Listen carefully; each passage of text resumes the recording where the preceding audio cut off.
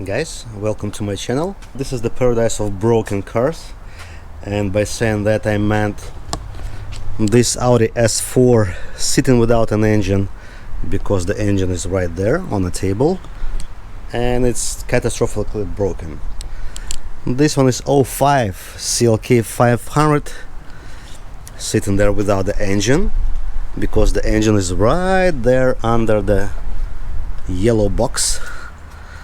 And why it's there, it's because it's gonna be coming to this CLK 500 2004 because its engine is sitting right there and it's quite broken, maybe not catastrophically, but at least there is some engine knock going on in there. So while I'm waiting for the parts to slightly refurbish this engine from 05 CLK 500, I thought this is the good opportunity for me to not waste time and present you this very neglected 2005 Boxster S. I bought it as the flat. Hold this. I need to double check if it was the flat vehicle or not. I know on the auction listing it was shown as enhanced, which meant it doesn't start. Also it was showing it's got mechanical damage. First of all, I noticed, yes, it's a very rough condition car. There is like a clear coating issue on the rear bumper. The bumper is mismatched with this fender. The top is in not good shape, I would say. It's not terrible, but definitely not the best. It's scratched everywhere. However, it has only 51,000 miles on it. Later, I noticed when the car already was delivered to me that there is a D on the windshield, lost type mechanical. I checked the Carfax for this car before I purchased it, and it showed a few places where the car was serviced previously, and I called the last place, the last shop, and they told me over the phone, based on the VIN number of this car, that it had a flat damage and engine wiring harness was damaged, engine ECU was damaged, the engine computer. I thought, okay. I asked them if the engine turns over. They told me yes, it turns over, and I decided I am gonna risk. I pulled the trigger, and like around 6,000 bucks later, the car is here at my garage. I never attempted to start it yet. However, what I did, I opened this and I reached to the engine computer module, and I didn't notice anything related to the water damage with the engine computer, and the connector was totally clean, no oxidation, nothing. However, I noticed like few nuts here and there, so maybe some critters were living in the car for a while. But if you guys are following my channel, you know that a few years ago, maybe 3-4 years ago, I had 07 Cayman, which also was a flooded car, and the Cayman had a problem with a rear control module, which is located underneath the seat. So when I opened the door in the car, I noticed immediately there is no door seal here. I noticed the seat is not screwed. It's not me who removed or unscrewed the seat, it was unscrewed there. And also I noticed that the rear control module is right here, and it's very crusty.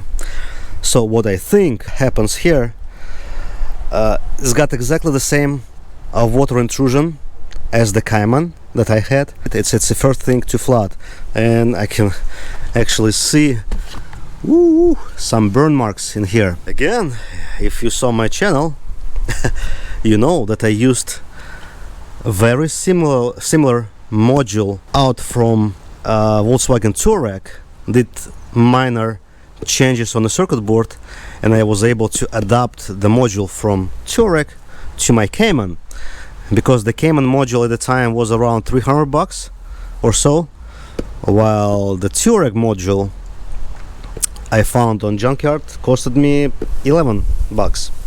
So I fixed the car, the Cayman, for $11. Since I own the perfect donor 06 Cayenne, it shares exactly same module as Volkswagen Touaregs. So I'm for sure gonna source the module from Cayenne and install it into here before I'm gonna. I think. Let me cut the idea. I think if I will turn on the ignition now, the engine should spin, because this module is not part of the immobilizer system like on the previous generation Boxster. It had the immobilizer module underneath the driver's seat in the same spot, but in this car it's just a rear control module that controls the spoiler, that controls the tail lights, probably the license plate light, and possibly it controls the top. I'm not sure if this is the case. Maybe this is the incorrect information, but what I'm gonna do first, I'm gonna pull the wheels off, I'm gonna reach to the spark plugs, remove them, and then I'm gonna try to spin the motor to see if it spins, hopefully with unnecessary extra sounds it shouldn't produce. If everything turns out okay, we'll try to crank and start the car. The first order of operations, I just raised the car on the jack stands. I checked the oil level on the dashboard. Unfortunately there is no dipstick to check the oil on this car. It shows maximum level, maybe it's even above maximum. There is so many lines you can see on the dashboard, so unfortunately I cannot see the actual true level. But right now I'm gonna remove the rear wheels, I'm gonna remove this kind of protective cover and remove the spark plugs. Hopefully they're gonna come out easily, and then we probably gonna try to spin the engine.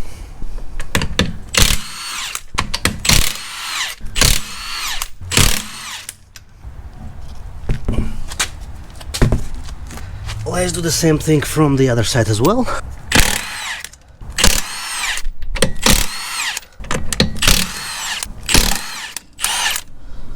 The good sign is that the bolts are not rusted, so this rear part probably wasn't submerged in the water, at least for the long time. And now it's gonna take 10 mils, and it's probably T25 or so.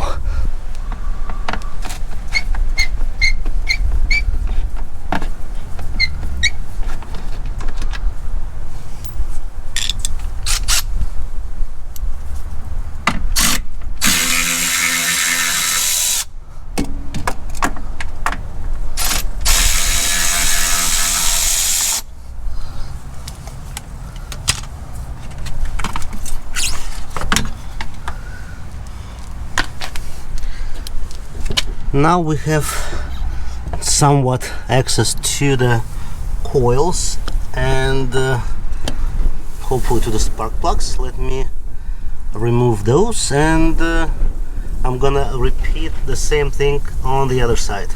We are looking on the passenger side now. I removed this protective thing, cowling, like it consists of two pieces, the big one and the little one. And I got access to each of three coils on this side. Each coil's got two bolts, and every single one of them is cracked. So I mean, they need to be replaced even if they're technically still working. Right now I am about to remove the spark plugs. I am using this a set of the spark plugs, you know, sockets with the extensions. Absolutely life saver. Let me see if you guys can see anything. I'll probably gonna use the extension for this one.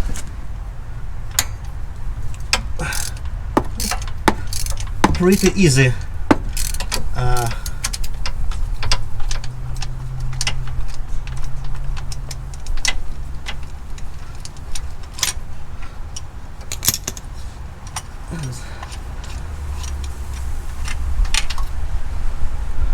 Okay, no signs of water in here at least.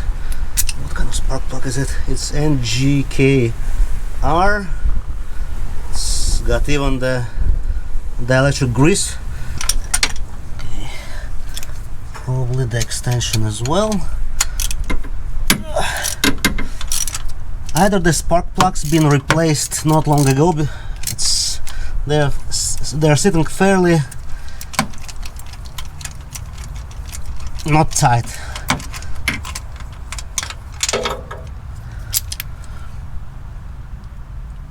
No water in here. The last one may be slightly more trickier to reach. I'm probably gonna need a less, or like a shorter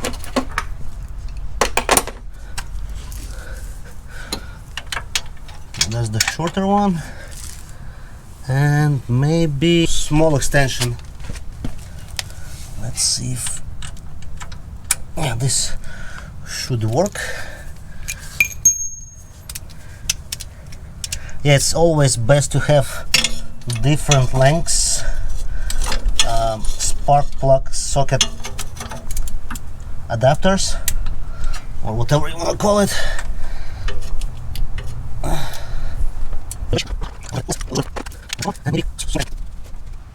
Alright, this spark plug also looks good to me, so at least the passenger side is promising to me.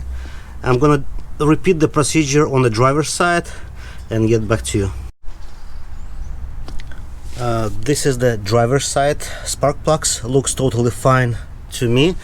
It's slightly easier to work on the driver's side because I guess the cylinders are shifted towards the back of the car in comparison to the passenger side where the cylinders shifted to the front of the car. So on the driver's side is not so deep. You need to reach for the last spark plug. At this point I'm gonna put the spark plugs to the other ones. I think the spark plugs are still fine. I can reuse them, but eventually the coils should be replaced. I think they're original to this car, 16 years old. Even it's only got 50 something thousand miles on it. So let's I'm gonna guys put you in here so you can observe what's happening in case anything is gonna be happening. All right.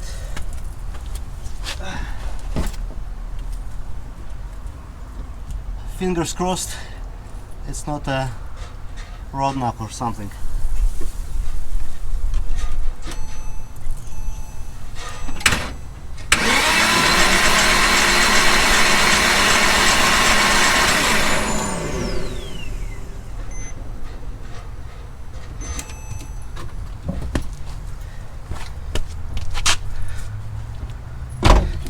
Guys, did you see anything? Because I saw nothing, and I didn't hear any like rod knock noises. So at this point I'm gonna reverse the procedure and put the spark plugs back, and as the next step I would like to open the drain plug and slightly drain the oil, because if there is the water in the engine, in case there is the water in the engine, it's gonna be on the bottom where the spark plug, where the oil drain plug is, so the water gonna shoot first. If I'll see the water, I'm gonna drain the oil. If I'm gonna see the oil, I'm gonna put the, how it goes, the plug back, and then we'll be able to. No, let's put the spark plugs and close back and attempt to start the car. I just wanna hear it's running. Even if there is the water in the engine, I'm gonna replace the engine oil anyways. But I didn't see any signs of the water, anything like in here, and the spark plugs look fine, so I don't see the reason why there should be the water inside the oil pan. I put everything back together. Unfortunately, the connector on one of the coils disintegrated, just literally crumbled, exposing the contacts protruding from the coil, so I was able to put the wiring just on those bare contacts. So anyway, all of those 6 coils needs to be replaced because they're cracked. But now I think it's time to see what's gonna happen when we gonna attempt to start the car. Foot on the brake. Hoo-hoo.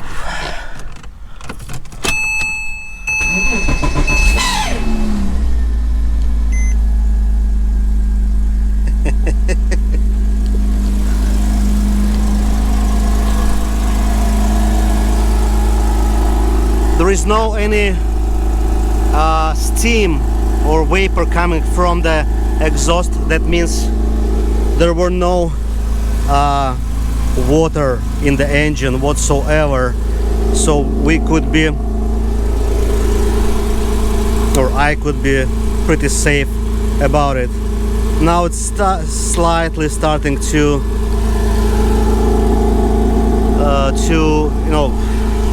steam. That's normal for the totally cold start. While the wheels are in the air, let's see if the transmission works.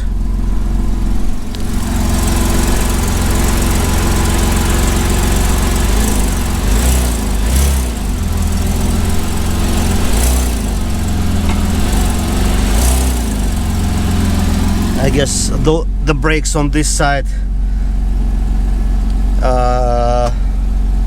bites more than on the other side, because the other side wheel, I can hear it spinning.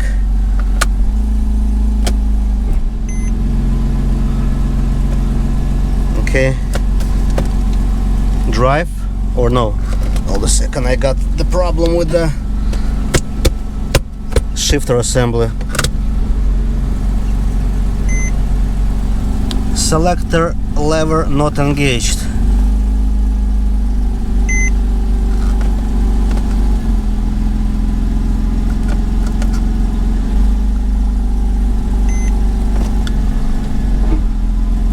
Okay, reverse, neutral, drive.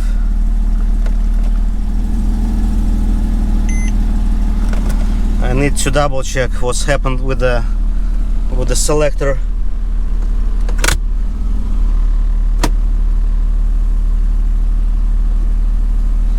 How to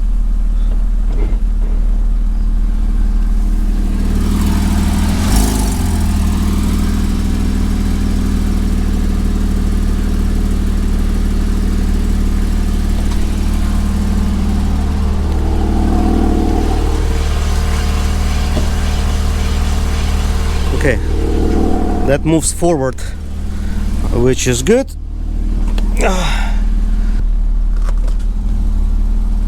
All right,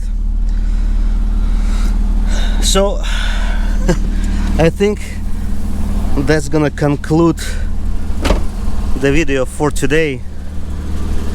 We gotta start it.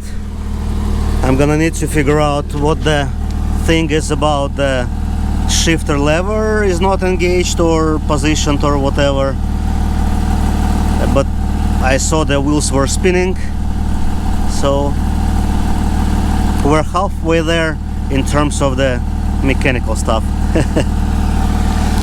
Guys, thank you for watching. Next time hopefully we're gonna get to the either the mechanical stuff about this transmission lever, or maybe the rear control module for the lights, trunk, spoiler, because neither of those are working right now without this module. Once again, thank you, and I'll see you shortly in the next video.